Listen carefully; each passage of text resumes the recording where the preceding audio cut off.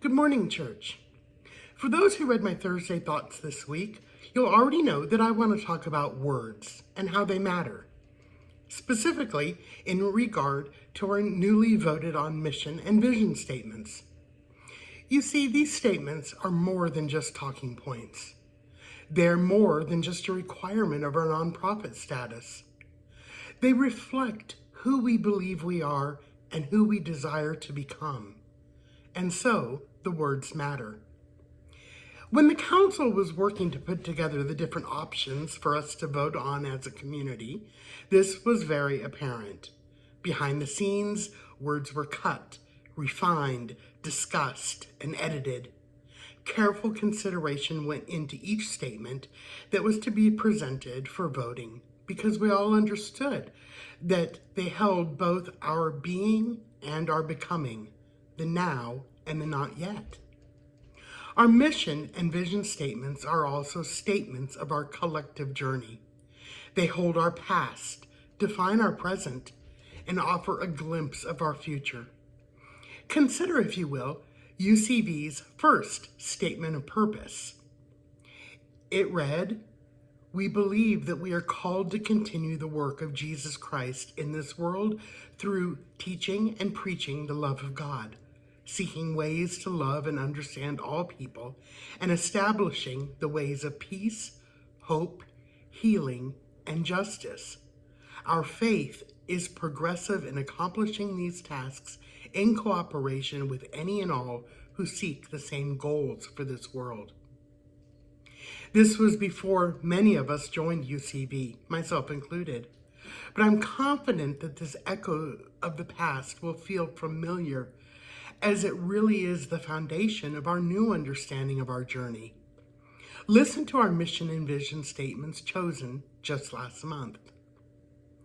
We are an inclusive, accessible, and affirming community practicing Jesus' radical love.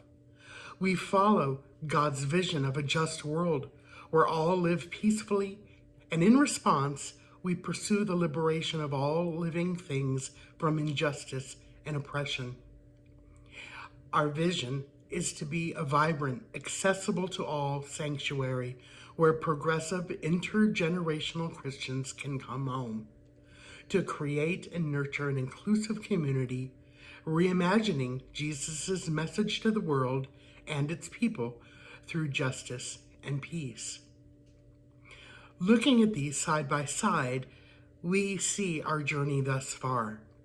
We can also hear the foundation that was laid and has allowed us to refine not only the words we use, but our intentions as well.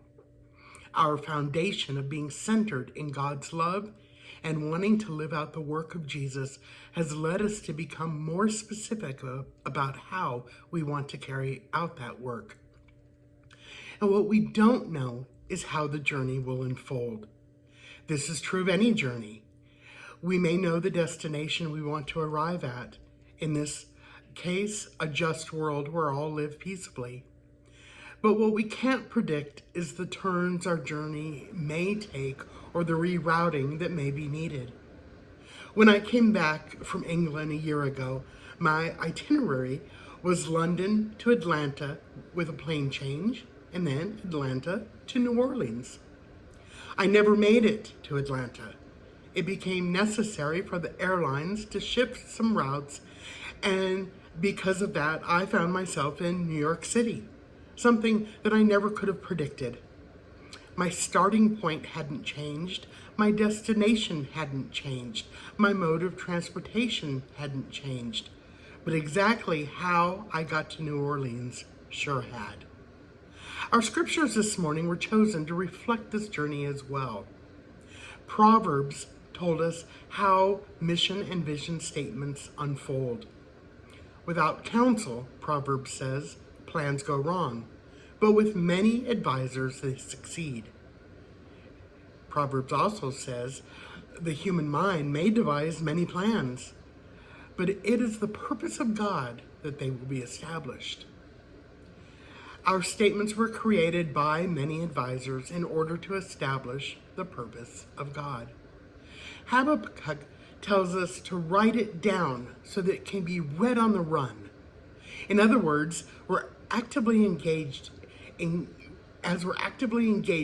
in getting from point A to point B. This verse also reminds us that our vision message is a witness to what's coming. I'll wait to see what God says, how he'll answer my complaint.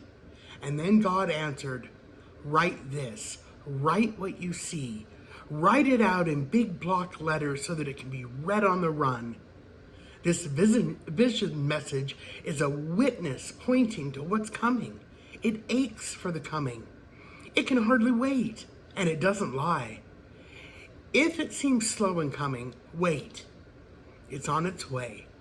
It will come right on time.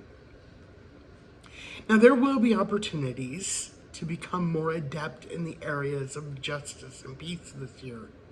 There will be ways we can become more fully accessible to all. And there will be a plethora of options for loving and welcoming all who cross our paths. Most likely, no one among us will participate in every piece of the work, but as a community, we can. Yes, folks, words do matter, our intentions matter, and our journey matters.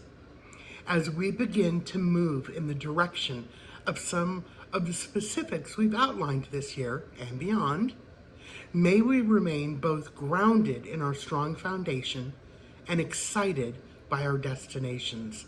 But more importantly, may we enjoy the scenery along the way as we travel this faith journey together.